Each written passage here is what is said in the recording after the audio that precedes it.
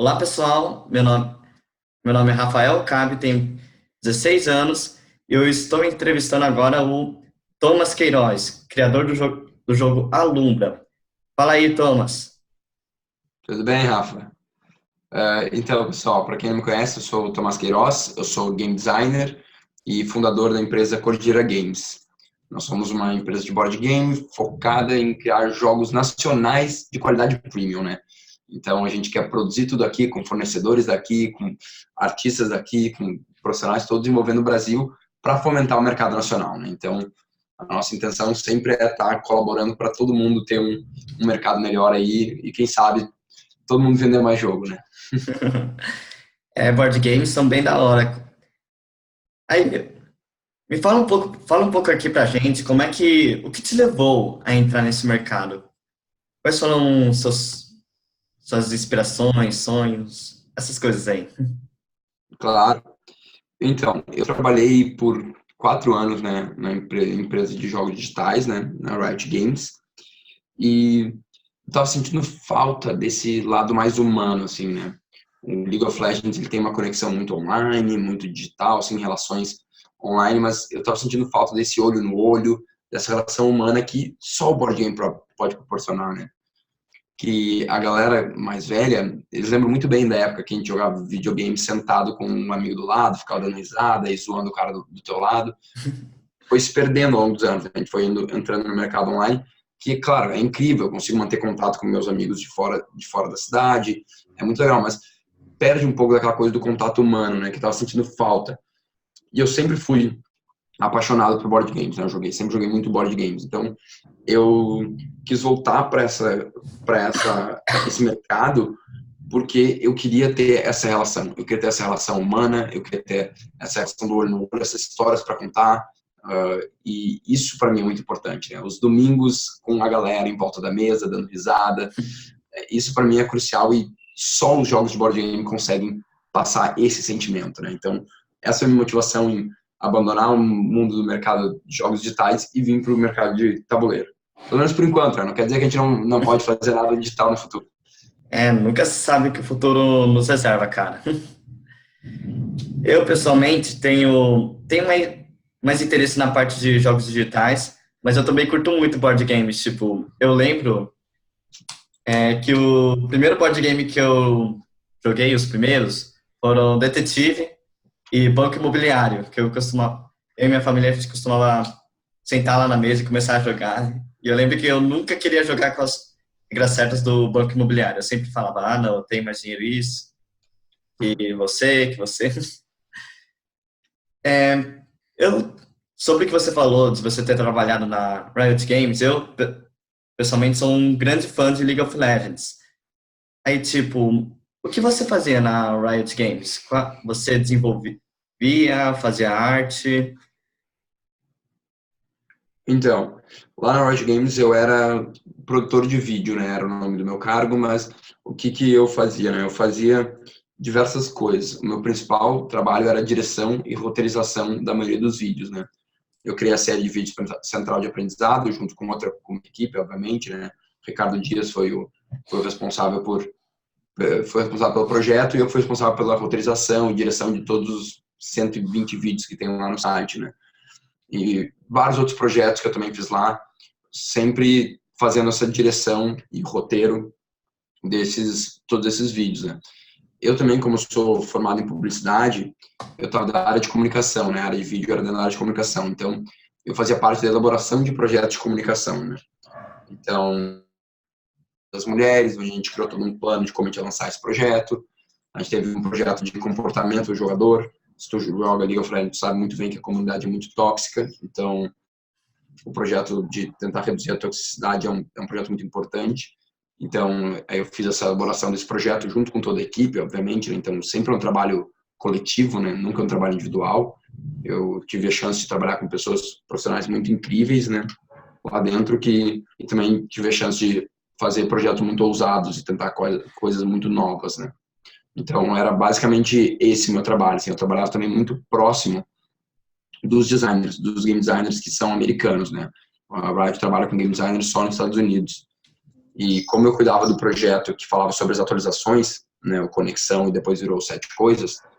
Então eu estava sempre muito ligado com os designers, perguntando para eles por que tinha acontecido mudança X, por que tinha acontecido mudança Y, né? Então essa relação com esses designers me deu muito conhecimento sobre game design. Aprendi muito com esses caras, assim, são caras muito fodas, assim, caras muito bons.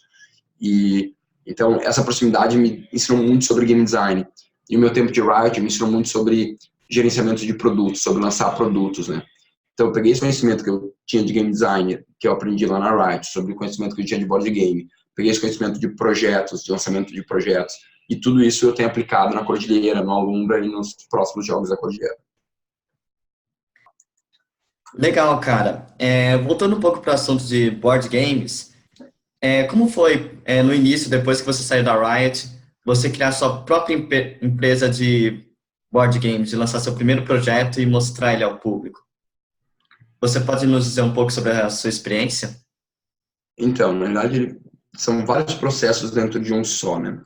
O processo de desenvolvimento do Alumbra foi um processo, na realidade, de 6 anos, né? O primeiro protótipo do Alumbra foi de 2012, né? Porque eu conto esses 6 anos, né, desde de 2018, eu não conto 2019. Então, desde 2012 foi o primeiro protótipo do Alumbra, né? Então, o Alumbra foi um projeto que se desenvolveu muito lentamente. E se desenvolveu lentamente mais porque ele não era meu projeto principal, né? Era um projeto que eu voltava para ele de tempos em tempos. Eu trabalhava um mês nele, daí eu abandonava ele, depois de um ano eu voltava, trabalhava mais um mês, daí eu abandonava ele. Então, era esse processo, ele era assim, né?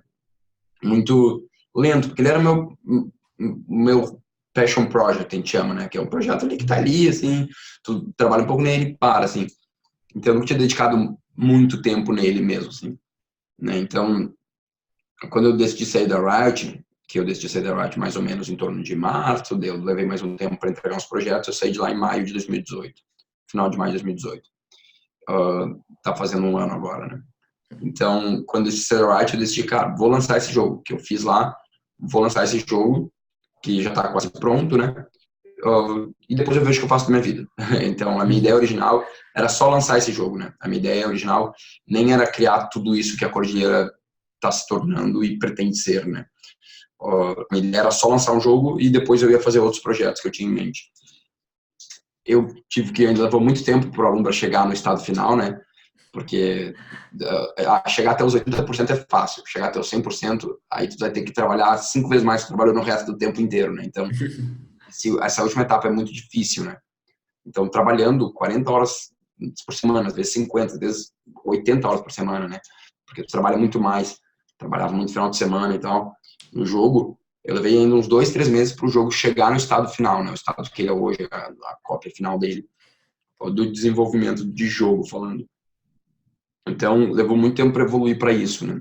E o outro lado é o lado do empreendedor, né? Que eu não sou só um designer, eu sou um empreendedor, eu sou dono de uma empresa, sou dono da Cordilheira Games. Então, tem o Tomás Game Designer e tem o Tomás Empreendedor, né? O Tomás Empreendedor, ele teve que definir uma visão, ele teve que dar prioridades, fazer orçamentos, garantir que essa produção estava acontecendo, né? Criar toda a campanha no Catarse para financiar o jogo, estar presente nos eventos para mostrar o jogo. Então, tem todo esse lado do o que é um empreendedor faz, né? E eu trouxe muito essa visão do coletivo que eu comentei, né? De dividir aprendizados, porque eu sei que eu tive uma oportunidade única, né? Eu sei que eu tive uma oportunidade única de trabalhar na empresa do maior jogo do mundo, né? Eu tive diversas oportunidades muito únicas na minha vida. Então, eu tento dividir esse conhecimento. Tudo isso que eu aprendi na Riot nesses 4 anos, tudo isso que eu tenho aprendido na Cordilheira, tudo isso que eu tenho aprendido sobre financiamento coletivo, divido com as pessoas, porque eu quero que o mercado cresça junto, né? Se vocês estiverem fazendo jogos melhores, as pessoas vão estar comprando mais jogos brasileiros, e daí, se elas estiverem comprando mais jogos, vão comprar os meus jogos, e se eu estiver fazendo jogos melhores, as pessoas vão comprar meus jogos, se estiverem comprando meus jogos, vão comprar os jogos de vocês também, né? Todo mundo vai começar a respeitar mais os jogos brasileiros. Então, parte da visão da Cordilheira é essa, é dividir conhecimento, é fazer todos crescermos juntos, né? Por isso que eu dou essas entrevistas, por isso que eu estou no Spin, por isso que eu dou palestras em faculdades, por isso que eu faço os vídeos no canal no YouTube, ensinando dicas de game design, porque eu quero que todos cresçam juntos, né? E, como eu comentei, o meu projeto era só lançar o Alumbra, e isso aí, eu ia para tocar outra coisa, mas quando eu comecei a participar da comunidade, quando eu cheguei com essa visão, quando eu cheguei com todo esse conhecimento que eu trazia, com toda essa bagagem que eu trouxe na minha carreira, eu comecei a receber um feedback muito positivo. A galera começou a apoiar muito, começou a ver que o projeto da Cordilheira era um projeto interessante, né? Como dizer, pô, que legal isso aí de compartilhar conhecimento, pô, que legal que tu tá aqui, que legal que tá fazendo parte da comunidade, né? Então eu comecei a receber muito feedback positivo e muito espaço para fazer coisas, né? Porque se tu pensar, um ano de empresa é muito pouco, né? Uma empresa muito jovem, a Cordilheira é uma empresa muito jovem. Na verdade, nem um ano, porque eu comecei a tocar mesmo a partir de julho, né? Então a gente nem completou um ano ainda, né? Então, um ano de empresa é uma empresa muito jovem. E a gente é uma empresa de um ano que já tem um jogo lançado e estamos com um projeto de lançar o nosso próximo jogo nos próximos 2, 3 meses. Então, isso é porque as pessoas acreditaram nesse projeto, né? As pessoas acreditaram e deram espaço para a Cordilheira. Então, isso é muito importante, né? Porque não é uma jornada que tu faz sozinho, né? Eu cheguei até aqui porque eu tive parceiros incríveis, pessoas que acreditaram no projeto, pessoas que dão chance para a Cordilheira crescer cada vez mais, né? Então, isso é muito importante. E foi esse feedback positivo que tornou a Cordilheira o projeto principal, né? Que era para ser só lançar o jogo e é isso aí, eu ia fazer outra coisa. Acabou virando o meu projeto principal, né? Então, eu lancei o jogo e já estou no próximo jogo, e já estou conversando com outros designers, né? Agora nós estamos conversando com alguns designers sobre publicar jogos de outros designers, não só jogos meus, né? Então, tudo isso aconteceu porque eu estou dando para a comunidade e a comunidade está dando para mim de volta, né? Então, isso eu fico muito feliz. Isso mostra como é possível todos crescermos juntos, né? Então, cara, poderia falar pra gente um pouco sobre o jogo Alumbra, qual é a história dele, um pouco da mecânica, gameplay? Quando você tava lá no Spin, eu joguei o seu jogo, eu adorei ele, cara. Eu também aproveitei para ver sua palestra. Então, poderia dividir aqui com a galera um pouco sobre o seu jogo? Claro. Então, o Alumbra é nosso primeiro jogo, né? Ele é um jogo para 2 jogadores, um card game para 2 jogadores, um jogo de batalha, de ação simultâneas, né?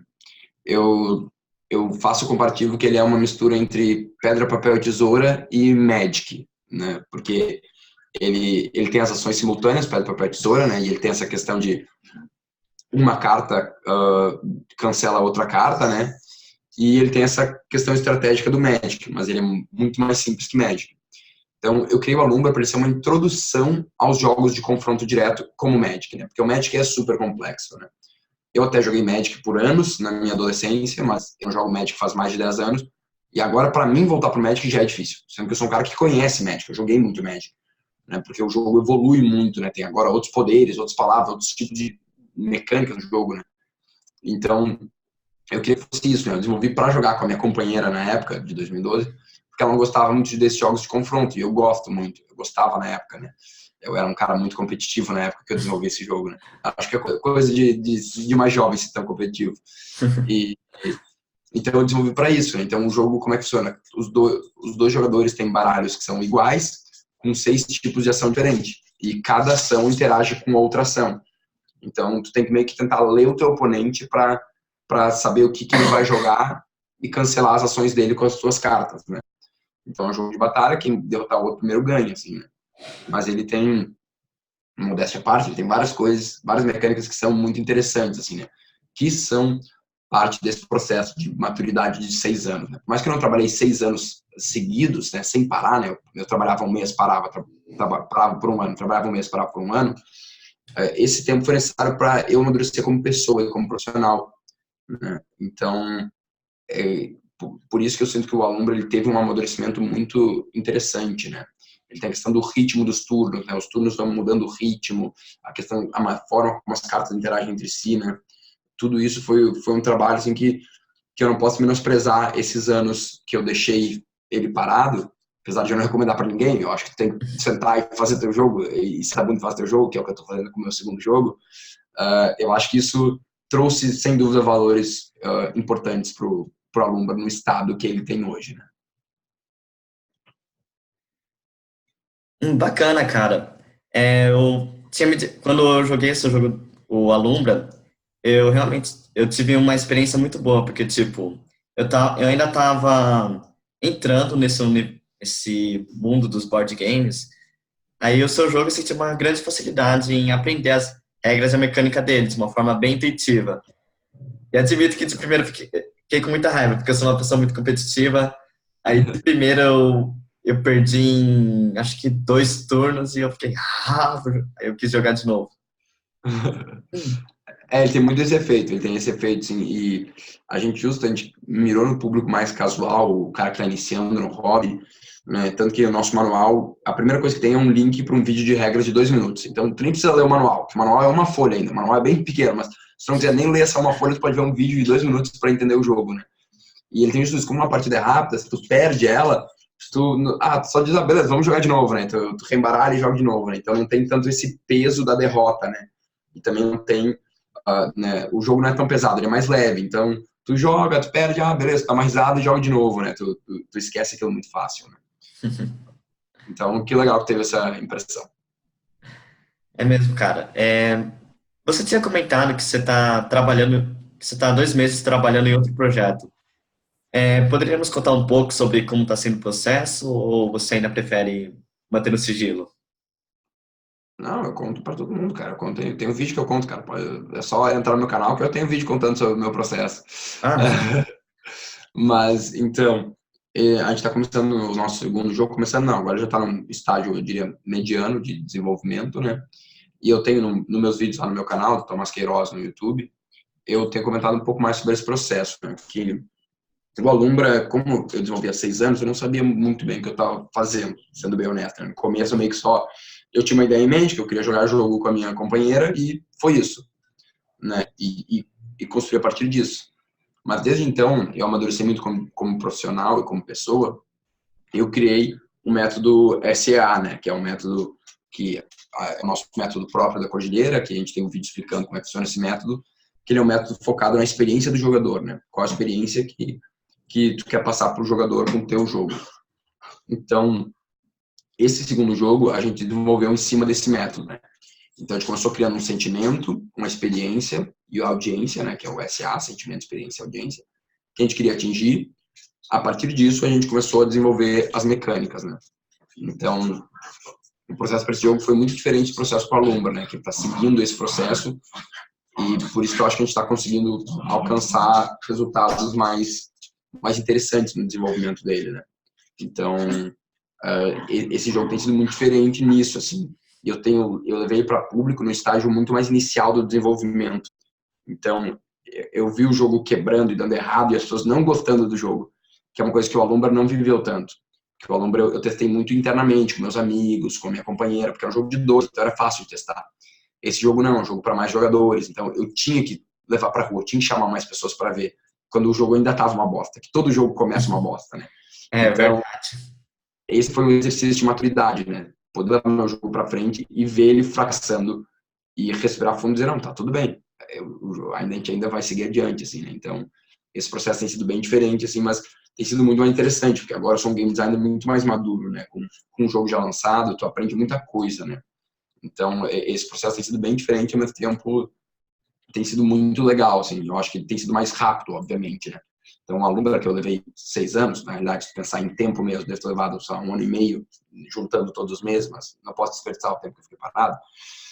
Esse jogo, a gente está mirando em uma janela de desenvolvimento de 6 meses, né? Talvez menos até. Então, esse processo que a gente criou, né, com o framework C e tal, está nos ajudando a atingir um objetivo de criar um jogo memorável mais facilmente, né? Então, isso tem sido muito interessante do processo desse segundo jogo. Eu, pessoalmente, eu gosto muito de escrever histórias. Eu gosto bastante de postá-las nas minhas redes sociais.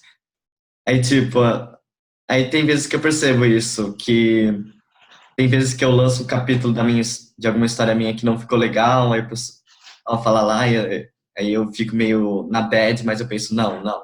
Esse feedback é muito bom, eu posso usar isso para fazer melhor depois. Aí, cara, quando o seu... Agora eu tô curioso para ver como é que vai ser esse seu jogo, cara. Quando lançar, eu vou ser o primeiro a comprar. Cara, é muito legal essa questão do feedback, assim, eu ouvi hoje num podcast um cara dizendo que eu adoro feedback negativo, né? Porque o feedback negativo me ajuda a fazer um jogo melhor, ou no caso, uma história melhor, enfim, qualquer coisa melhor, né?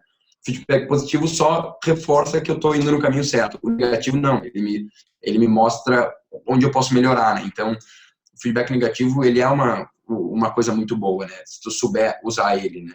Tem que saber ler ele e entender o que quer dizer para tirar a melhor coisa dali, mas é só com feedback negativo que a gente melhora, né? Por isso que também é importante mostrar para as pessoas fora do teu círculo social, as pessoas que vão te xingar, porque os teus amigos, às vezes eles não querem te xingar, porque eles têm medo de te magoar, né? Eles não sabem que a melhor coisa que eles podem fazer é falar a verdade para ti, né? Mas então é bom tu mostrar para as pessoas fora do teu círculo, porque elas vão te xingar, e com isso tu consegue aprender, né? Até no vídeo que eu falei, eu não sei um vídeo que fala sobre isso, sobre acho que o título é o seu jogo vai fracassar. Eu falo sobre esse processo, falo sobre como foi importante ouvir as pessoas dizendo o que elas não estavam gostando nesse jogo. Que foi com essa informação que eu consegui melhorar o jogo e tornar o jogo num caminho que eu acho que agora é muito mais correto para o jogo, né? Mas foi difícil isso, porque eu não estava ouvindo tanto feedback negativo, eu estava, na realidade, ouvindo muito feedback positivo, mesmo não estando gostando. Eu não estava gostando do que o jogo era, mas as pessoas estavam dando feedback positivo. Então, eu não sabia qual era o problema, não estava achando problema. Quando eu comecei a ouvir feedback negativo, que eu comecei a enxergar o problema e consegui resolver ele agora. Assim eu espero. Né? Normalmente não estão preparadas, é isso daí, feedback negativo. Tipo, elas pensam, caraca, vou fazer, tipo, um jogo que vai vender muito, tem uma ideia incrível na cabeça, beleza. Agora mostra lá e uma pessoa chega e fala, tá uma bosta. Não dá E vai certo, dar uma bosta. mas E vai dar uma bosta. assim, vai dar uma bosta. Sempre o rascunho é uma bosta comparada com o projeto final. Exato, mas é um processo, né? Ninguém chega e faz uma coisa incrível, né? E eu gosto muito de uma frase que não é minha, gostaria que fosse, mas não é minha, que a frase é o seguinte: leva 10 anos para tu alcançar o sucesso repentino, né? Porque o sucesso repentino ele não é repentino, ele é uma construção, ele é uma longa construção, né? É uma longa construção de fracassos e sucessos medianos para algum dia tu ter um grande sucesso, né? Não é da noite pro dia que tu tem um sucesso repentino. Não, tu leva 10 anos para ter um sucesso repentino, né? Então, isso eu acho muito legal, essa frase, né? Porque ela dá o valor na força de vontade, de ficar ali fazendo e fazendo. É isso que é isso que é ser um bom criador, né? E criador em qualquer coisa artística, né? É tu conseguir continuar criando mesmo quando tua criação é uma bosta. Legal, cara. Agora, deixa eu ver o horário. Ahn, a entrevista já está se alongando bastante, então vou fazer aqui uma última pergunta para você. Qual é a sua opinião sobre o mercado de board games no Brasil e também internacional, se você quiser falar? Então, eu acho que o mercado de board games no Brasil, eu já respondi essa pergunta em algumas entrevistas, eu acho que ele está no melhor momento possível, honestamente, assim. Ele não poderia estar num momento melhor, né? A Galápagos não para de crescer, depois de ser comprada pela Asmodee, que é um dos maiores grupos né, de empresas de board games do mundo.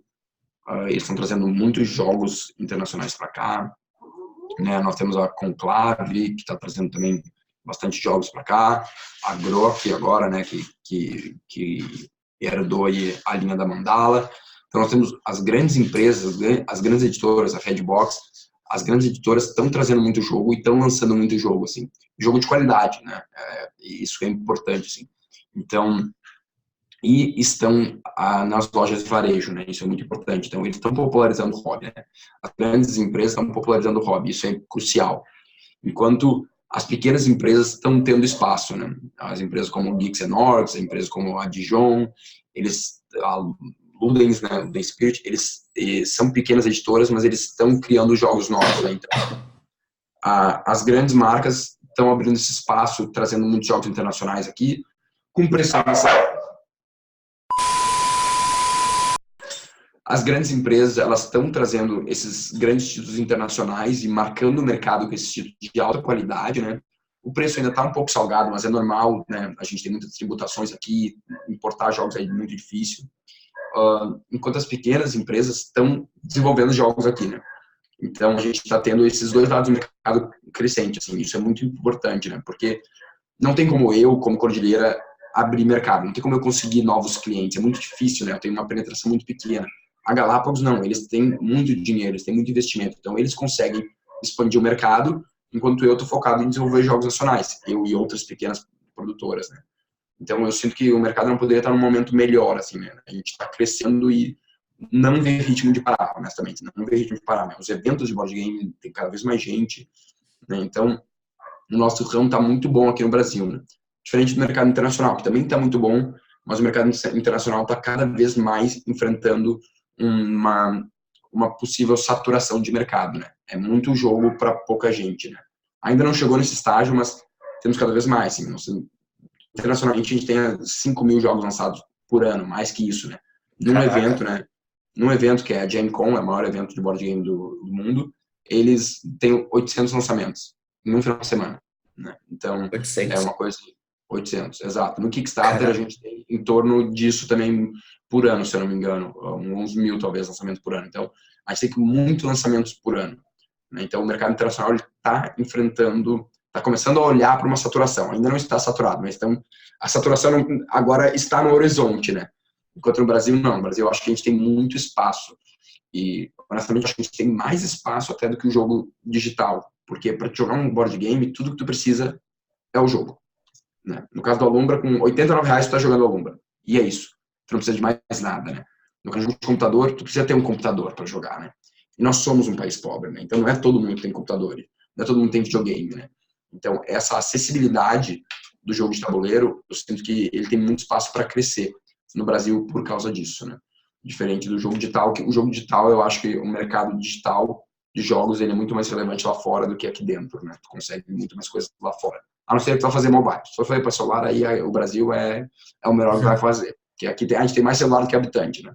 é, tipo, tem um povo aí que tem, tipo, 3 celulares, dois, eu Exato. penso, meu, eu tô feliz aqui com o meu, gente, não quero mais nenhum.